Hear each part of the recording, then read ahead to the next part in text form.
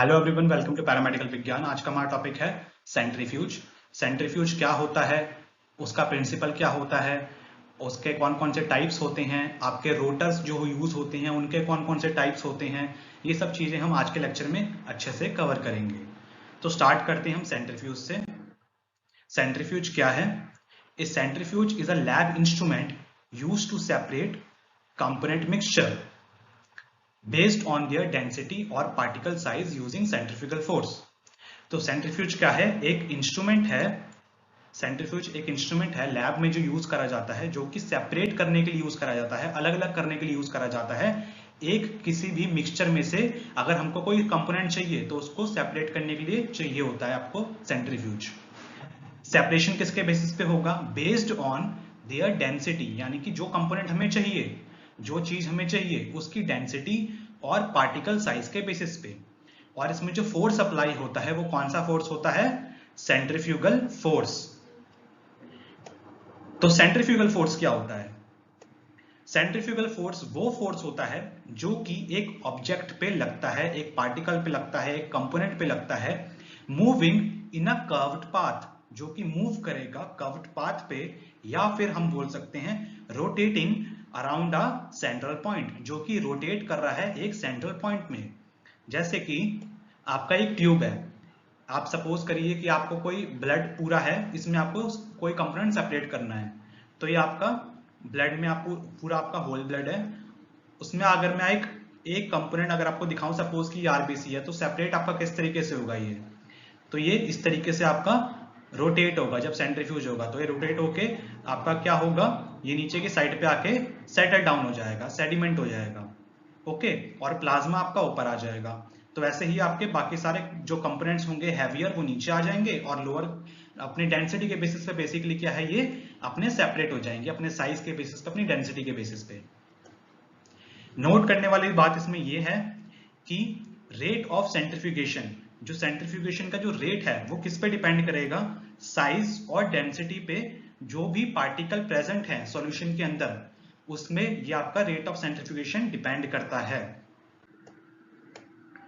अब हम बात करते हैं सेंट्रीफ्यूज के रोटर्स की। सेंट्रीफ्यूज के रोटर्स क्या होते हैं? It holds the sample tube. Centrifuge के रोटर्स वो होते हैं जहां पे सैंपल की ट्यूब्स हमारी रखी जाती हैं। रोटर्स जो होते हैं कितने टाइप के होते हैं?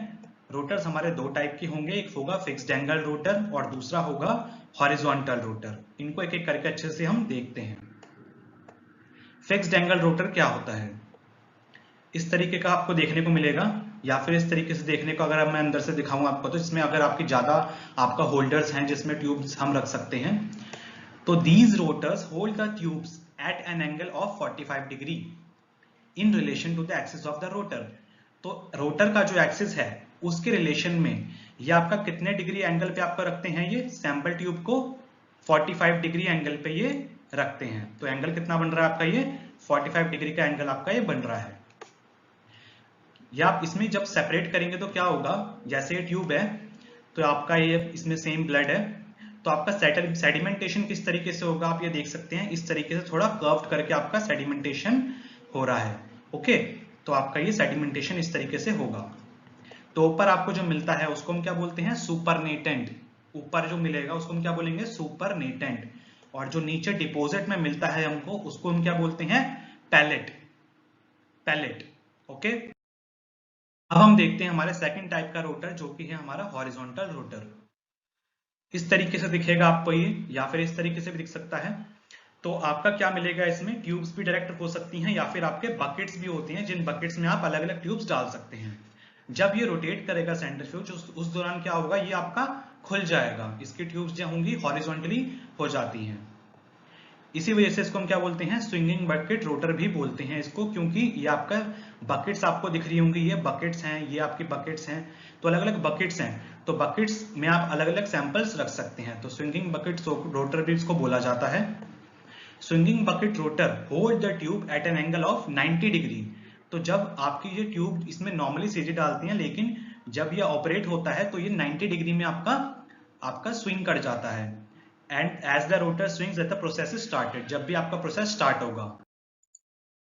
स्विंग आउट रोटर और फिक्स्ड एंगल रोटेटर में जब हम सैंपल डालेंगे तो इनमें फर्क क्या आएगा जब हम सेडिमेंट करेंगे उसके बाद। तो इसमें आप पैलेट देख सकते हैं, बिल्कुल सीधा मिलेगा आपको स्विंग आउट रोटर में। लेकिन जब फिक्स्ड एंगल रोटर होता है उसमें आपको पैलेट कैसा मिलता है, इस तरीके का कुछ आपको पैलेट देखने को मिलता है। अब हम देखते हैं टाइप्स ऑफ सेंट्रीफ्यूज। हमारे सेंट्रीफ्यूज जो होता है वो कौन कौन से टाइप का होता है। पहला आता है बेंच टॉप सेंट्रीफ्यूज, फिर आता है कॉन्टिन्यूअस फ्लो सेंट्रीफ्यूज, फिर आता है gas centrifuge, haematocrit centrifuge, high speed centrifuge, low speed centrifuge, micro centrifuge, refrigerated centrifuge, ultra centrifuge and vacuum centrifuge या फिर कंसंट्रेट। तो ये कुछ टाइप के सेंट्रीफ्यूज होते हैं जो कि ज्यादातर लैब्स में इस्तेमाल करे जाते हैं, रिसर्च सेंटर्स में इस्तेमाल करे जाते हैं। इनको हम एक एक करके अच्छे से अब जान लेते हैं। सबसे पहले हम पढ़ते हैं बेंच टॉप सेंट्रीफ्यूज क्या होता है। इस तरीके से आपको देखने को मिलेगा। नॉर्मल आप इसको बेंच पे भी आपका रख सकते हैं। It is design to placed on a lab bench या फिर टेबल टॉप, किसी बेंच पे लैब के या फिर टेबल के ऊपर आप इसको इजीली रख सकते हैं। Useful in smaller laboratories with smaller spaces. ये कहाँ पे यूजफुल होता है, जहां पे लैब आपकी छोटी होती है और लैब में जगह कम होती है, उस जगह पे आप इन तरह के लैब के सेंट्रीफ्यूज को इस्तेमाल कर सकते हैं। फिर आता है हमारा continuous flow centrifuge. It operates continuously allowing for continuous separation of substances from a liquid mixture। ये ऑपरेट करता है कॉन्टिन्यूसली, लगातार आपका ऑपरेट करते रहेगा allowing for continuous separation of substances from a liquid mixture। जो भी आपका मिक्सचर है उसमें से आपका जो सामान है, यानी कि आपको जो कंपोनेंट चाहिए, वो आपका कॉन्टिन्यूसली सेपरेट ये करते रहता है। It is a laboratory time saver whereby a large volume of materials can be centrifuged at high centrifugal force without filling and dissenting a lot of centrifuge tubes or frequently starting and stopping the rotor। ये एक lab में time saver की तरह इस्तेमाल करा जाता है, जहां पे आपका लार्ज वॉल्यूम ऑफ मटेरियल, एक आपका कोई सैंपल है या फिर कोई मटेरियल है जहां पे जो कि क्वांटिटी उसकी बहुत ज्यादा लार्ज है, उसको आपको सेंट्रीफ्यूज करना है। तो आपको छोटे छोटे ट्यूब्स में डाल के बार बार तो सेंट्रीफ्यूज करोगे नहीं, डायरेक्ट बार बार हमको ट्यूब डालनी पड़ेगी, निकालनी पड़ेगी, रोटर को स्टॉप करना पड़ेगा, उसका वेट करना पड़ेगा। तो इससे बढ़िया है एक कॉन्टिन्यूअस फ्लो सेंट्रीफ्यूज, जिसमें आप क्या करेंगे, इस तरीके से देखिए। इसमें क्या है, जैसे बहुत सारा इसमें सैंपल है तो आप इसको इसमें डाल देते हैं, जिससे क्या होगा, आपका सैंपल इसमें जाएगा और इसमें सेंट्रीफ्यूज होगा और आपका पार्टिकल फ्री सॉल्यूशन आपको मिल जाएगा। और बाकी आपका जो कंपोनेंट बाकी जो कंपोनेंट है जिनकी डेंसिटी हैवियर है वो आपको अलग से मिल जाएंगे, ओके, रोटर कंटेंट में।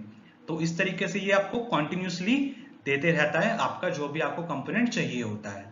तो कॉन्टिन्यूअस फ्लो सेंट्रीफ्यूज काफी ज्यादा इस्तेमाल करा जाता है बड़ी बड़ी लार्ज इंडस्ट्रीज में, जहां पे आपका कंपोनेंट सेपरेशन उसमें लार्ज अमाउंट में चाहिए होता है। फिर आता है हमारा गैस सेंट्रीफ्यूज। गैस सेंट्रीफ्यूज क्या होता है, it is used for the separation of gases based on their isotopes. तो ये यूज करा जाता है सेपरेट करने के लिए गैसेस को, किसके बेसिस पे, उनके आइसोटोप्स के बेसिस पे। Mainly used for the extraction and separation of uranium 235 and uranium 238 from uranium hexafluoride यानी कि UF6 गैस। यानी कि आपका एक यूरेनियम हेक्साफ्लोराइड गैस होती है, उससे अगर हमको यूरेनियम 235 और यूरेनियम 238 अगर बनाना है तो या फिर सेपरेट करना है, तो उसके सेपरेशन के लिए ये गैस सेंट्रीफ्यूज सबसे ज्यादा इस्तेमाल करा जाता है। इसका डायग्राम हम देखें तो UF6 आपको दिख रहा होगा इसमें, ये UF6 इधर से इसको फीड कराया जाता है गैस को, ओके, यूरेनियम हेक्साफ्लोराइड इसमें से जाती है और इसके बाद आपको यूरेनियम 235 और यूरेनियम 238 इसमें आपको मिल जाता है, ओके। ये आपकी अलग अलग आइसोटॉप्स के बेसिस पे इसको सेंट्रीफ्यूज कर देता है। तो ये होता है हमारा गैस सेंट्रीफ्यूज। नेक्स्ट आता है इसके बाद हमारा हेमेटोक्रिट सेंट्रीफ्यूज। हेमेटोक्रिट सेंट्रीफ्यूज इस तरीके से आप डायग्राम में देख सकते हैं। It is also known as micro haematocrit centrifuge. इसको हम माइक्रो हेमेटोक्रिट सेंट्रीफ्यूज के नाम से भी जानते हैं। It determine the haematocrit value of blood samples, आपके ब्लड सैंपल में हेमाटोक्रिट की क्या वैल्यू है, यानी कि आपके पैक्ड सेल वॉल्यूम की क्या वैल्यू होती है एक ब्लड सैंपल में, उसके लिए ये इसको इस्तेमाल करा जाता है।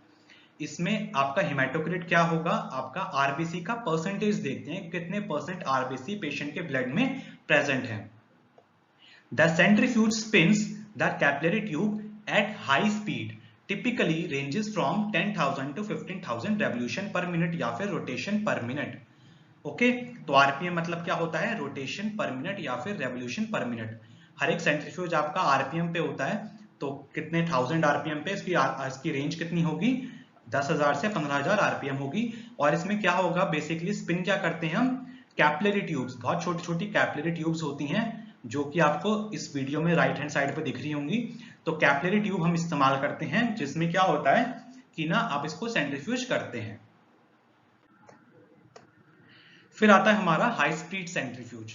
हाई स्पीड सेंट्रीफ्यूज क्या होता है, देखिए बहुत बड़े टाइप का सेंट्रीफ्यूज होता है ये हाई स्पीड सेंट्रीफ्यूज। इसमें जो रेंज होती है सेंट्रीफ्यूगेशन की वो कितनी होती है, 15,000 से 30,000 रोटेशन पर मिनट, यानी कि एक आप ट्यूब को 15,000 से 30,000 तक बार घुमा सकते हैं 1 मिनट के अंदर। तो बहुत ज्यादा हाई स्पीड से उसको सेंट्रीफ्यूज करा जाता है।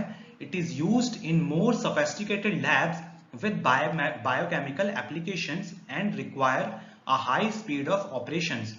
ये वहां पे काफी आपकी जहां पे बड़ी बड़ी लैब्स होती हैं, जहां पे आपको ज्यादा आपके सैंपल्स आते हैं, 1000 sample, 5000 sample, 10,000 sample per day आते हैं, उसमें क्या होगा, सेंट्रीफ्यूज आपके बहुत ज्यादा जल्दी जल्दी करना पड़ता है कंपोनेंट्स को। इसी वजह से आपको क्या होगा, ये हाई स्पीड सेंट्रीफ्यूज उन जगह पे ज्यादातर यूज होता है, जिससे कि उनकी स्पीड ऑफ ऑपरेशन जो हो कैसे ही हो जाए, बढ़ जाए। ओके, स्पीड ऑफ ऑपरेशन उनकी बढ़ जाए, यानी कि काम करने में उनको रुकावट ना आए। अब हम देखते हैं, हाई स्पीड देख लिया, तो हम देखते हैं लो स्पीड सेंट्रीफ्यूज। लो स्पीड सेंट्रीफ्यूज देखिए क्या होता है, इस तरीके का आपको देखने को मिलेगा, बेंच स्टॉप टाइप का ही होता है ये भी। Centrifuge operate at maximum speed of 4,000 to 5,000 rotation per minute. तो 4,000 से 5,000 रोटेशन तक आपका ये मैक्सिमम जा पाता है लो स्पीड सेंट्रीफ्यूज। ये वाइडली यूज करा जाता है क्लिनिक और डायग्नोस्टिक लैबोरेटरीज में फॉर प्रोसेसिंग ब्लड सैंपल्स। आपके लैब्स में ज्यादातर जो आपकी छोटी लैब्स होती हैं उनमें बेसिकली आपका ये लो स्पीड सेंट्रीफ्यूज ही होता है। इसके बाद हम देखते हैं माइक्रो सेंट्रीफ्यूज। माइक्रो सेंट्रीफ्यूज देखिए क्या होता है, a micro centrifuge is also known as microfuge. इसको हम माइक्रोफ्यूज के नाम से भी जानते हैं। It is a compact and high speed centrifuge specifically designed for small volume samples processing. ये इसकी जो स्पीड होती है कैसी होती है, हाई स्पीड होती है, पहली बात तो ये ध्यान रखनी है। इसको डिजाइन किस लिए किया गया है, design for small volume samples processing, जिनमें आपका सैंपल की वॉल्यूम जो होती है वो कम होती है, उनके लिए हम क्या करते हैं, माइक्रो सेंट्रीफ्यूज का इस्तेमाल करते हैं। It is specifically designed to accommodate micro centrifuge tubes. तो माइक्रो सेंट्रीफ्यूज ट्यूब्स के लिए इसमें इस्तेमाल करी जाती हैं, which typically have a capacity of 0.2 ml to 2 ml, वो ट्यूब्स की कैपेसिटी इसमें होती है। ओके, तो इतने अगर आपको सैंपल अगर सेंट्रीफ्यूज करना है तो आप माइक्रो सेंट्रीफ्यूज इसमें इस्तेमाल कर सकते हैं। This is used for the molecular separation of cell organelles. तो इसको यूज करा जाता है मॉलिक्यूलर सेपरेशन के लिए, सेल ऑर्गेनेल्स के लिए, जैसे कि आपका न्यूक्लियाई हो गया, डीएनए होगा, फिनॉल एक्सट्रैक्शन के लिए इसको इस्तेमाल करा जाता है। Microcentrifuges are capable of reaching high speed, typically ranges from few thousand RPM up to around 20,000 rotation per minute। तो हाई स्पीड सेंट्रीफ्यूज की तरह भी इसको हम इस्तेमाल कर सकते हैं, लेकिन इसमें क्वांटिटी कैसी होगी सैंपल की, वो कम होगी। ओके, तो क्वांटिटी इसमें कम होगी और इसमें इसकी जो स्पीड होती है वो 20,000 रोटेशन पर मिनट तक भी जा सकती है। अलग अलग टाइप के सेंट्रीफ्यूज पे डिपेंड करेगा आपका ये। ओके, नेक्स्ट इसके बाद आता है हमारा रेफ्रिजरेटेड सेंट्रीफ्यूज। रेफ्रिजरेटेड मतलब ठंडा ठंडा। ओके, तो refrigerated centrifuge are the centrifuge that are provided with temperature control ranging from -20 degree to 30 degree Celsius. इसमें क्या होगा, ये वो सेंट्रीफ्यूज होते हैं जिसमें हम टेम्परेचर को भी कंट्रोल कर सकते हैं। कितने आपके डिग्री सेल्सियस से, 20 से 30 डिग्री सेल्सियस से हम टेम्परेचर को कंट्रोल कर सकते हैं माइनस में। It is specifically designed to process samples that require temperature control to preserve sample integrity और स्टेबिलिटी। तो ये उन लैब्स में इस्तेमाल करा जाता है, उन सैंपल के लिए इस्तेमाल करा जाता है जिनको स्टेबल रखना जरूरी होता है, उनकी स्टेबिलिटी इंटीग्रिटी बनाना बहुत ज्यादा प्रिजर्व करना जरूरी होता है, इसी वजह से उसमें टेम्परेचर कंट्रोल करना जरूरी होता है, आवश्यक होता है। ओके, अब हम देखते हैं हमारा नेक्स्ट टाइप का सेंट्रीफ्यूज, जो कि हमारा ultra centrifuge. Ultra centrifuge operate होता है काफी ज्यादा हाई स्पीड पे। Okay, it typically ranges from 60,000 rotation per minute to 1.5 lakh rotation per minute और इवन हाइयर। तो देख रहे हो कितनी ज्यादा रोटेशन है इसमें, 60,000 से 1.5 लाख रोटेशन पर मिनट भी आप इसमें देख सकते हैं। आप रोटेशन इसको दे सकते हैं आपकी ट्यूब्स को अल्ट्रा सेंट्रीफ्यूज में। तो हाई सेंट्रीफ्यूज से भी ज्यादा, आपका हाई स्पीड से भी ज्यादा ऊपर वाला होता है ये। Ultra centrifugation is the key method for protein and nucleic acid purification. तो आपका प्रोटीन और न्यूक्लिक एसिड की प्यूरिफिकेशन के लिए इसको हम इस्तेमाल करते हैं। It enable the separation of component such as cell organelles, subcellular fractions and macromolecular complexes. तो ये इससे हम क्या करते हैं, इन कंपोनेंट्स को सेपरेट करते हैं, सेल ऑर्गेनेल्स को, अगर हमको सेल का कोई अलग से फ्रैक्शन चाहिए उसके लिए, या फिर हम मैक्रोमोलिक्यूल कॉम्प्लेक्सेस के लिए इसको हम इस्तेमाल करते हैं, उनको सेपरेट करने के लिए। Ultra centrifuge is extensively used in virology for virus purification. तो अल्ट्रा सेंट्रीफ्यूज को बहुत ज्यादा यूज करा जाता है वायरोलॉजी में, आपके वायरस को निकालने के लिए। अगर आपको कोई वायरस अलग से आइसोलेट करना है, प्यूरिफाई करना है, उसके लिए हम इसको इस्तेमाल करते हैं। लास्ट आता है हमारा टाइप सेंट्रीफ्यूज का, कौन सा है, vacuum centrifuge.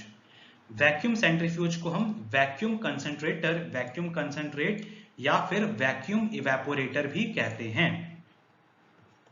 It is a specialized type of centrifuge used for the rapid evaporation of solvents or removal of volatile components from samples under reduced pressure। तो ये आपका एक बहुत ज्यादा स्पेशलाइज्ड टाइप का सेंट्रीफ्यूज होता है जो कि यूज करा जाता है रैपिडली इवेपोरेट करने के लिए आपके सॉल्वेंट्स को, या फिर रिमूव करने के लिए वॉलेटाइल कंपोनेंट्स को एक सैंपल्स में से। ओके, और कैसे करेंगे ये, अंडर रिड्यूस्ड प्रेशर। तो उसके कंपार्टमेंट का जो प्रेशर है उसको हम कम कर देंगे, जिसकी वजह से क्या होगा, वो कंपोनेंट जो होएगा, सॉल्वेंट होगा, जो वॉलेटाइल कंपोनेंट है या वॉलेटाइल सॉल्वेंट है, वो इवेपोरेट हो जाए, मतलब भाप बनके वो उड़ जाए। It combines the principle of centrifugation and vacuum drying to accelerate the drying process and enhance sample concentration. इसमें क्या कर दिया, आपके सेंट्रीफ्यूगेशन के प्रिंसिपल को और वैक्यूम ड्राइंग के प्रिंसिपल को क्या कर दिया, मिला दिया, ताकि एक्सेलरेट कर पाए, यानी कि तेज कर पाए ड्राइंग प्रोसेस को, जिससे कि आपका सैंपल कंसंट्रेशन बढ़ सके, एनहांस हो सके। Vacuum centrifuge create a low pressure environment inside the chamber. तो वैक्यूम सेंट्रीफ्यूज क्या करता है, क्रिएट करता है एक लो प्रेशर इन्वायरमेंट, याद रखिएगा बहुत इंपॉर्टेंट है, लो प्रेशर इन्वायरमेंट मेंटेन करेगा चैम्बर के अंदर, विच लोअर्स द बॉइलिंग पॉइंट। तो इससे क्या होगा, बॉइलिंग पॉइंट क्या होगा हमारा, कम हो जाएगा, किसका, सॉल्वेंट का बॉइलिंग पॉइंट कम हो जाएगा, जिससे कि उसके इवेपोरेशन में हेल्प मिल पाएगी, उसका इवेपोरेशन इजिली हो पाएगा। तो हमने अब टाइप देख ली, अब हम देखते हैं इनकी एप्लीकेशंस कि सेंट्रीफ्यूज जो है वो इसको कहाँ पे, कौन कौन सी इंडस्ट्रीज में कहाँ पे उसको यूज करा जाता है। तो sample preparation and separation in clinical laboratories for blood component separation. तो सैंपल प्रिपरेशन के लिए, सेपरेशन के लिए लैब्स में आपके ब्लड कंपोनेंट सेपरेशन के लिए इसको हम यूज करते हैं। Clinical diagnostic purification of biomolecules, DNA, RNA, proteins, इनके प्यूरिफिकेशन के लिए हम रिसर्च पर्पसेस में इसको हम यूज करते हैं। Clarification and separation in the food and beverage industries, आपके फूड बेवरेज इंडस्ट्री जो होती है वहां पे भी सेंट्रीफ्यूज का इस्तेमाल करा जाता है। Environmental testing and analysis of water and soil samples, तो एनवायरमेंट टेस्टिंग के लिए आपके वाटर के सैंपल के एनालिसिस के लिए, सॉइल सैंपल के एनालिसिस के लिए इसको हम सेंट्रीफ्यूज को हम यूज करते हैं। Separation and purification in pharmaceutical industry, तो फार्मा इंडस्ट्री में भी इसको हम यूज करा जाता है। और industrial processes such as chemical manufacturing, कोई केमिकल को मैन्युफैक्चर करना है, ऑयल रिफाइनिंग में इसको यूज करा जाएगा। Research and development across various disciplines, तो रिसर्च पर्पसेस में भी अलग अलग जगह पे हॉस्पिटल्स में, लैब्स में, रिसर्च सेंटर्स में सेंट्रीफ्यूज हमारा बहुत ज़्यादा नीडेड होता है। क्वालिटी कंट्रोल और एश्योरेंस के लिए भी काफ़ी सारी इंडस्ट्रीज में सेंट्रीफ्यूज इस्तेमाल होता है। ब्लड बैंकिंग में बहुत ज़्यादा इस्तेमाल होता है, ब्लड प्रोडक्ट्स को बनाने के लिए पीपीएफ आपका कंपोनेंट्स, आपका अलग अलग ब्लड के कंपोनेंट्स बनाने के लिए इसको हम इस्तेमाल करते हैं। Separation and purification of nanoparticles and colloidal particles in nanotechnology and materials science research, तो नैनो टेक्नोलॉजी में आपके नैनो पार्टिकल्स के प्यूरिफिकेशन के लिए, सेपरेशन के लिए भी हम सेंट्रीफ्यूज को इस्तेमाल करते हैं। तो स्टूडेंट्स ये हमारी कुछ एप्लीकेशंस होती हैं आपकी सेंट्रीफ्यूज की। तो ये हमारा छोटा सा लेक्चर था सेंट्रीफ्यूज का। आई होप कि आपको समझ में आया होगा, आपने कुछ सीखा होगा लेक्चर से। अगर आपने कुछ सीखा तो प्लीज वीडियो को लाइक करिएगा और अपने क्लासमेट्स के साथ वीडियो को जरूर शेयर करिएगा। मिलते हैं हम नेक्स्ट वीडियो में, तब तक के लिए बाय बाय।